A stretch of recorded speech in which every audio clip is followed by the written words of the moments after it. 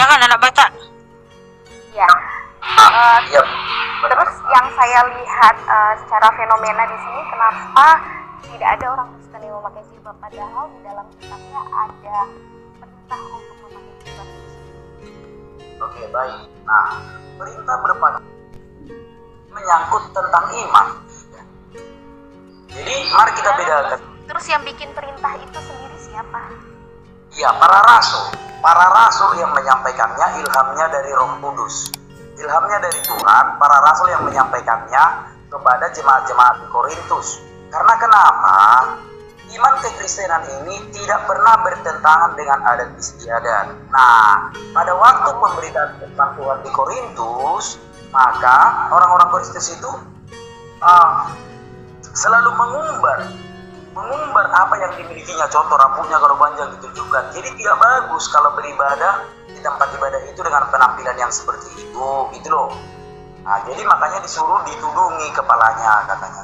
Tetapi bukan berarti orang yang tidak menudungi kepalanya itu berdosa, bukan berarti seperti itu. Kalau rambutnya itu layak masih, yang nggak usah ditudungi pun nggak apa-apa. Tapi kalau rambutnya itu sudah panjang kali seperti orang di Korintus, udah sampai ke kaki, jadi suruh dicukur. Itu loh maksudnya. Semoga menjawab pertanyaan Mbak ya. Oke, saya singkat dari sisi sejarah ya, Mikana. Dari sisi sejarah ya, kenapa? Tunggu dulu Pak, tunggu sebentar Pak. Berarti perintah dari Roh Kudus, kepercayaan Bapak dengan kakak istri tidak wajib untuk dilaksanakan ya, boleh iya, boleh tidak gitu ya. Mungkin itu aja ya. Wajib dilaksanakan kalau rambutnya panjang gitu loh. Kalau rambutnya tidak layak lagi untuk dipertontonkan gitu loh. Contoh kalau aku berarti sesuai dengan keadaan rambut baru iya gitu ya. Oh. Iya. Begini. Kalau Betul bukan gitu. apapun itu perintah Dari dari sisi yang sejarah. namanya Allah itu berarti itu wajib. Kecuali itu yang namanya Mikana minta sunnah, izin ya. itu boleh iya, Iya, boleh iya. tidak.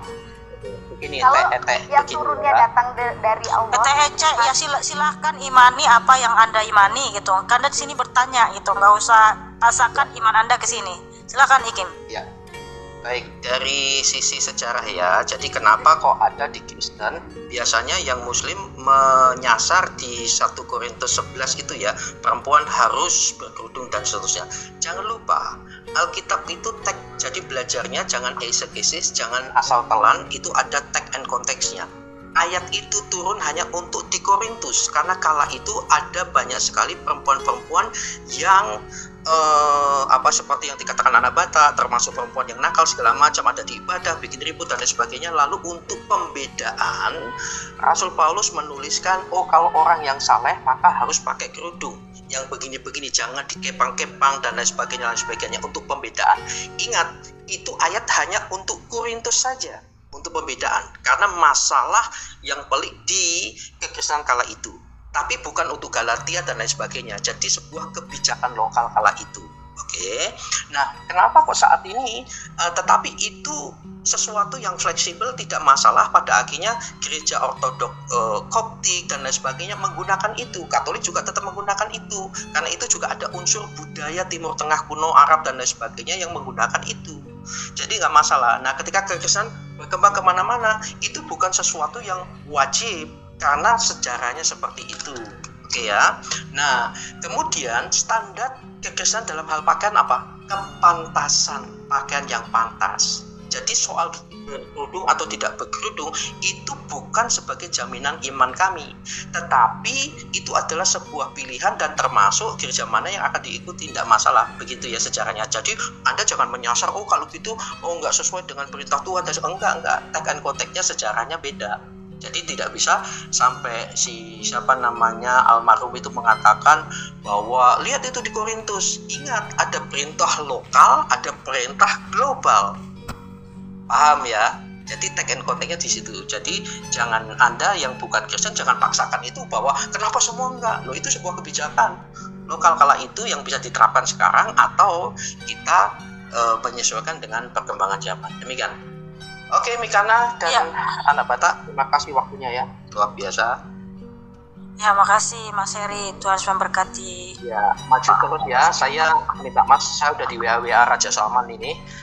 Saya senang bisa ada di sini, bisa belajar. Kalian luar biasa. Terus beritakan Injil, baik atau tidak baik waktunya, ngantuk atau tidak ngantuk. Mikana udah menguap-menguap. Shalom ya.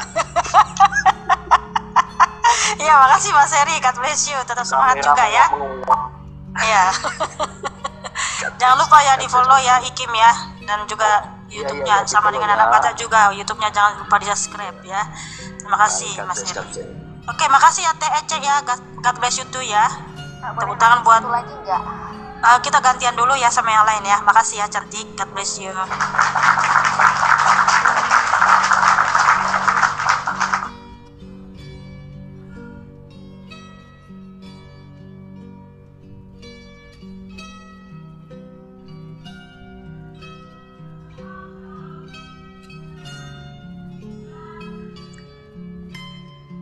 Ya, selamat malam Sofian di Saleh. Malam. Assalamualaikum warahmatullahi wabarakatuh. Waalaikumsalam. Silakan saudaraku, ada yang mau ditanya?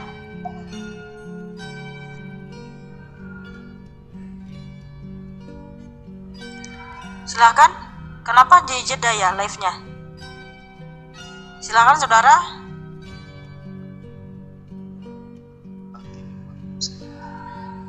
Sama Bapak jelaskan mengenai Injil Markus 29 sama dari ayat Markus 12 ayat 29. Apa yang mau ditanya di situ? Yang ini bunyinya ya. 29 sampai 34, tolong dibacakan dulu Pak. Markus berapa? 12 tadi ya. Markus 12 29 sampai 34.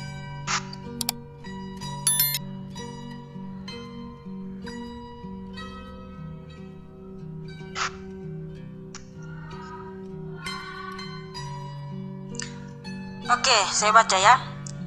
Dan Yesus menjawab kepadanya, yang terutama dari semua perintah adalah, dengarlah hai Israel, Yahweh lah Allah kita, Yahweh itu Esa.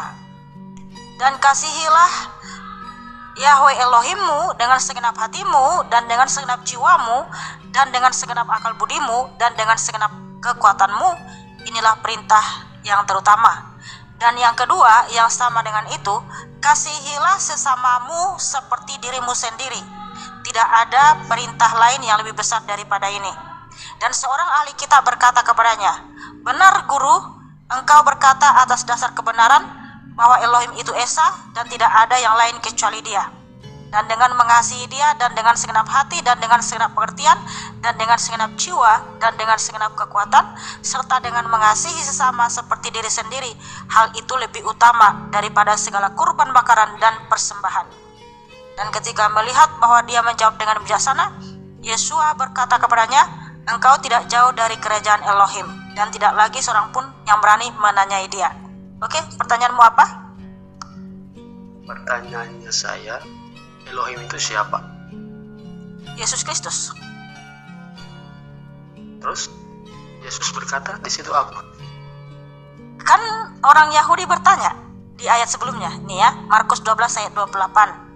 Lalu seorang ahli Taurat yang mendengar Yesus dan orang-orang Saduki bersoal jawab dan tahu bahwa Yesus memberi jawab yang tepat kepada orang-orang itu, dan datang kepadanya dan bertanya, hukum manakah yang paling utama? Jadi kita harus paham Yesus siapa. Ketika dia datang dalam rupa manusia, bukan itu awalnya. Dia adalah Allah itu sendiri, Elohim itu sendiri, Yahweh itu sendiri. Jadi Tuhan Yesus menjawab sesuai dengan hukum yang sudah ditulis oleh Nabi Musa atau orang Israel, nabi-nabi ya. Di mana hukum yang terutama itu seperti yang ditulis Nabi Musa di Ulangan 66 ayat 4. Sema Israel Adonai Elohenu Adonai Echad. Dengarlah hai orang Israel, Yahweh itu Allah kita atau Elohim kita, Yahweh itu Esa. Nah, siapa Yahweh Elohim itu? Yaitu Tuhan Yesus Kristus itu sendiri. Terus yang dikatakan guru itu siapa? Yesus itu memang banyak gelarnya. Dia juga guru, dia juga sahabat, dia juga gembala yang baik, dia juga terang dunia, dia juga juru selamat, dia juga imam, dia juga raja, dia juga nabi. Tapi bukan berarti nabi seperti manusia. Jadi gelar Tuhan Yesus itu sangat banyak, saudaraku. Dia juga Yahweh, dia juga Elohim. Jadi gitu ya. Iya, begitu saudaraku. Atau ada tambahan dari anak Batak? Ya itu tadi sudah benar Bang. Jadi kalau soal sebutan itu ya memang apa yang dikatakan tadi benar. Kenapa Yesus itu disebut anak Allah? Karena orang-orang terdahulu percaya sesuatu yang berasal dari surga itu disebut anak Allah. Jadi Yesus tidak salah disebut anak Allah. Kenapa Yesus itu disebut Nabi? Karena ketika Allah itu menjadi manusia, ketika Yesus Kristus itu ada di dunia, dia melakukan apa yang dilakukan oleh para nabi terdahulu. Makanya dia disebut Nabi. Gitu loh. Jadi kalau soal sebutan itu tidak ada masalah. Aku mau bercerita sama Bang Sofian dia, kawanku di penjara coba. Dibilangnya Yesus pengacara. Dibilangnya Yesus pengacara. Bukan dibilangnya Yesus Tuhan, bukan. Anak Batak, kau bilang kemarin Yesus Tuhan kan? Bukan, Yesus itu pengacara katanya. Karena ringan hukumannya setelah dia berdoa dalam nama Yesus. Jadi apakah dia salah? Tidak. Tergantung bagi kita siapa Yesus itu. Tetapi secara iman kita percaya Yesus itu adalah Tuhan dan Allah kita. Tetapi dalam hak penyertaannya di dalam hidup kita, ada yang mengatakan dia dokter yang terbaik ketika dia menjadi penolong saat kita sakit. Ada yang mengatakan dia guru yang terbaik ketika kita butuh pembelajaran, kita mendapat hikmat dari dia.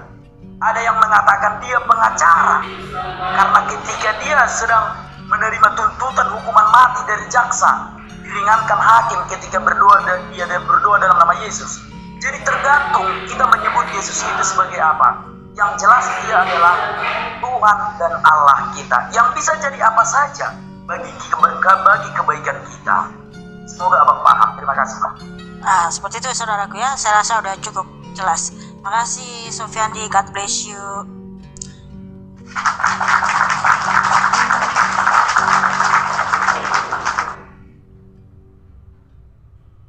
Oke, kita naikkan lagi yang mau bertanya. Makasih yang udah tetap layar. Tuhan memberkati ya.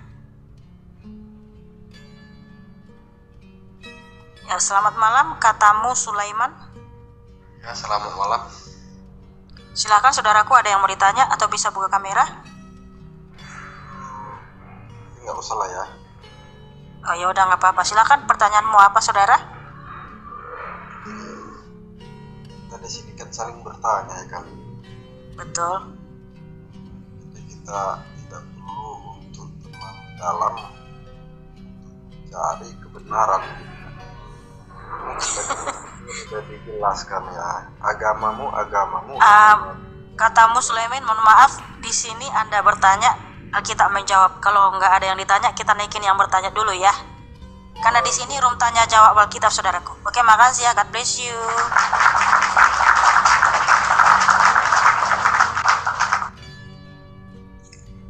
Makasih yang sudah tetap layar, Tuhan memberkatimu ya.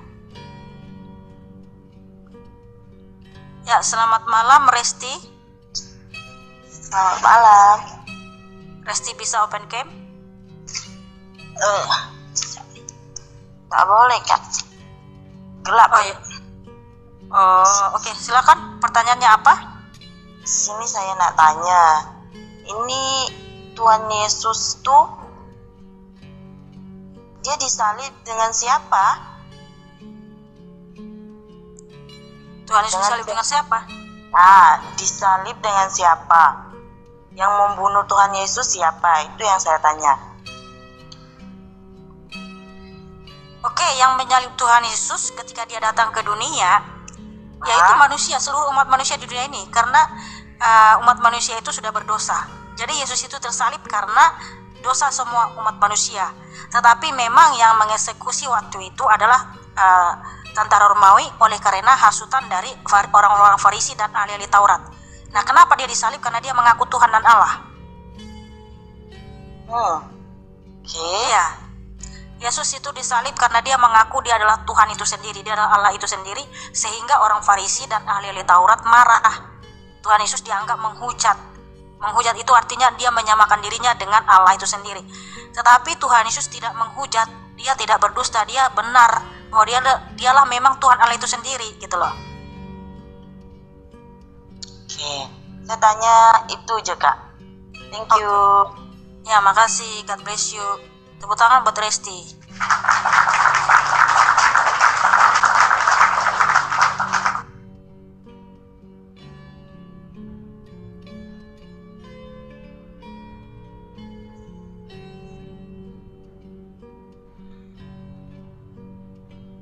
Ya, selamat malam. Saya Sanjis. Ya, selamat malam, Kak. Silakan. Ini saya punya 3 pertanyaan ya, Kak. Banyak juga pertanyaanmu. Satu Ya, aja, saudaraku. Bisa buka kamera nggak kalau 3? Gelap ini, Kak. Semua gelap kalian bilangnya. Hidupin lampunya. Soalnya udah mau jam 12 ini, Kak. Oh ya udah, silakan. Pertanyaanmu apa, saudaraku? Mau tanya ini, waktu di Alkitab itu kan Yesus itu berusia sampai kan 12 tahun aja. Tiba-tiba muncul di umur 30-an. Jadi 14 sampai 29 itu kira-kira Yesus gimana? Silakan, anak Batak. Oke, iya, terima kasih. Nah, satu yang perlu aku tegaskan sebelum aku jawab, kami orang Kristen hanya berani mewartakan firman Tuhan jika tertulis. Jadi, kalau kami menceritakan tentang Tuhan Yesus ketika dia lahir, karena itu tertulis. Nah, ketika dia umur 12 tahun, dia ada di Bait Allah dan berbincang-bincang dengan ahli Taurat dan orang-orang Farisi dan Saduki. Kenapa kami berani membicarakan itu? Karena tertulis. Nah, pertanyaan abang tadi, kemana Tuhan Yesus umur 13 sampai 29 tahun? Nah, jadi Tuhan Yesus itu disalibkan ketika berumur 33 tahun. Nah, dia mulai melayani ketika umurnya 30 tahun. Kenapa 30 tahun yang dicatat di dalam kitab suci? Sebab itulah pelayanannya dimulai ketika dia berumur 30 tahun. Loh, anak Batak, kenapa harus 30 tahun? Karena itulah hukum Taurat. Hukum Taurat mengatur umur orang untuk melayani. Hukum Taurat mengatur berapa usia seseorang untuk bisa membicarakan firman Tuhan. Makanya ketika Tuhan Yesus berumur 30 tahun, dia mulai membicarakan tentang dirinya. Dia mulai membicarakan tentang apa yang dituliskan para nabi. Itulah bang yang dicatat dalam kitab suci. Itulah yang kami beritakan kepada orang banyak. Jadi kami tidak mau memberitakan yang tidak tertulis. Kami tidak mau memberitakan yang tidak tertulis. Nah, pertanyaannya adalah kemana Tuhan Yesus umur 13 sampai umur 29? Ya, tentu saja dia sama seperti orang-orang Yahudi di zaman. Tentu saja sama, tidak ada bedanya seperti orang-orang Yahudi yang ada di zamannya. Dan kami hanya berani mewartakan yang tertulis. Itu bang jawabanku bang, semoga menjawab abang. Iya, tapi saya tambahin ya. Nah, kenapa di umur 30 baru Tuhan Yesus mempunyai murid dan mengajar? Karena hukum di dalam Yahudi itu umur 30 baru boleh mengajar dan mempunyai murid. Tentu saja ketika dia datang dalam rupa manusia, dia rendah hati dan taat sama hukum, ya. Bukan berarti anggar jago walaupun dia Tuhan yang Maha Kuasa. Jadi ketika umur 12 sampai 29 dalam kemanusiaannya, dia ada di Israel. Tetapi keilahian Tuhan Yesus ada di surga, ada di mana-mana. Kenapa? Keilahiannya adalah Allah yang Maha Hadir. Namun tubuh manusianya ada di Israel saat itu dan bersama dengan Bunda Maria. Nah, di umur 30 baru dia mempunyai murid dan mengajar. Makanya dia dipanggil guru, karena dia mengajar, karena dia punya murid. Gitu saudaraku. Jadi nggak kemana-mana kemanusiaannya, dia tetap ada di Israel. Tetapi keilahiannya, ketuhanannya berkuasa mengendalikan seluruh alam semesta baik di surga maupun di bumi. Nah gitu saudaraku ya. Oke. Lagi satu pertanyaan kita lagi, Kak. Oke, satu lagi lah, silakan. Oke. Itu kenapa ya agama Kristen, Katolik dengan Ortodoks itu bisa berbeda? Padahal diyakinkan Tuhan hanya Yesus saja. Kenapa bisa berbeda-beda itu? Ya silakan anak Batak, saya mau kabar. Ya, tidak ada yang berbeda, Pak. tidak ada yang berbeda ya. Tentang tata cara ibadah yang berbeda tergantung di mana kami melayani. Kalau hamba-hamba Tuhan itu memberitakan Injil, contohnya ke Tanah Batak, ke Taban Ketoba contohnya, ya tentu saja menyesuaikan dengan adat istiadat yang ada di sana. Demikian juga ketika memberitakan Injil ke tempat yang lain. Tetapi imannya sama, hanya cara beribadahnya itu yang berbeda-beda. Contoh, Santo Petrus memberitakan Injil ke Roma dan menjadi uskup Roma pertama, memberitakan tentang Yesus. Demikian juga dengan rasul-rasul yang lain, seperti Yohanes yang memberitakan Injil ke Efesus, memberitakan tentang Yesus, tetapi cara beribadahnya disesuaikan dengan budaya yang ada di daerah-daerah itu. Maka itulah yang membuat tampak berbeda. Nah, apakah perbedaan itu baru ada sekarang? Tidak. Di dalam 1 Korintus 3 disebutkan bahwa ajaran yang diajarkan Paulus, tata cara ibadah yang diajarkan Paulus memang berbeda dengan yang diajarkan seorang penginjil dari Alexandria, dari Mesir. Memang itu berbeda. Tetapi yang berbeda itu bukan Injil yang diberitakan, tetapi yang berbeda itu adalah tata cara beribadahnya. Itu Bang. Silakan Bang. Ya, oke, betul. Karena di Efesus 4 ayat 5 itu kita satu iman, satu Tuhan, satu baptisan. Walaupun gerejanya ya ada Katolik, ada Ortodoks atau Protestan, tapi kita satu Tuhan, satu iman, satu baptisan ya. Seperti itu ya. Hanya tata liturginya saja yang berbeda. Oke, seperti itu ya saya Sanjis ya. Saya rasa udah cukup dulu. Ya, terima kasih Kak. Ya, sama-sama saudaraku. God bless you. Tepuk tangan buat Sanjis yang cakep dan manis.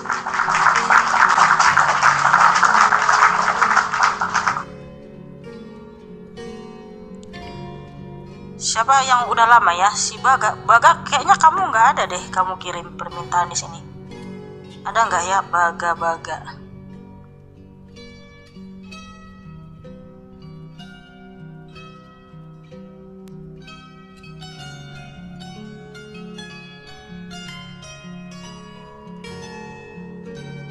Nggak ada kamu kirim Baga di sini. Kirim permintaan lah.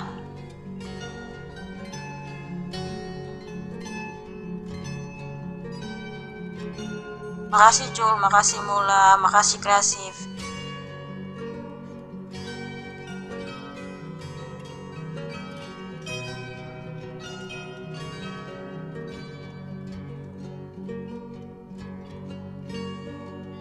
Ya, siapa yang udah lama nih?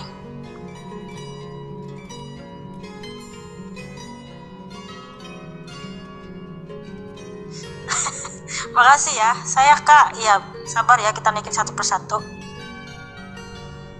Selamat malam, Bang Jams. Salam kenal Ya. dari Papua, Mbak. Ya, salam kenal. Bisa buka kamera, saudara? Maaf, Mbak, di sini sudah gelap sekali di sini. Ini Oh, ya, saya silakan. mau tanyanya anak Batak.